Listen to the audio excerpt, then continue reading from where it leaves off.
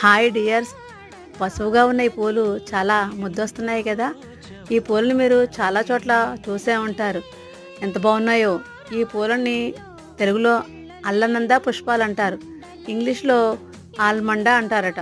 ఇంకా చాలా పేర్లు ఉన్నాయి. ఇవి తెలుపు, వైలెట్ కలర్, ఇంకా రంగురంగుల్లో కూడా ఉంటాయంటారు. ఈ పూల చెట్లని వేసుకోవాలంటే చిన్న చిన్న కొమ్మలు వేస్తే చాలా తొందరగా పెరిగిపోతాయి. చాలామంది పూజ కోసం ఇళ్లలో కూడా పెంచుకుంటున్నారు, నర్సరీలో కూడా అమ్ముతున్నారు. వీటికి పురుగులు అవి తొందరగా పట్టవు. మేడ మీద కూడా ఇది తీగ కింద పాకించుకోవచ్చు. చాలా అందంగా ఉంటాయి, అలంకరణ కూడా వాడతారు. అంతేకాదండి, ఈ మొక్కల ఆకులతో మలేరియా లాంటి విష జ్వరాలకి, కొన్ని మందులకి ఈ ఆకులతోనే తయారు చేస్తారు. ఇంకా మొక్కలకి పురుగులు పట్టకుండా, చీడపేడలో ఆశించకుండా ఈ ఆకుల రసంతోనే మందులు తయారు చేస్తారట. మరి మీ ఊర్లో ఈ మొక్కని ఏమని పిలుస్తారు?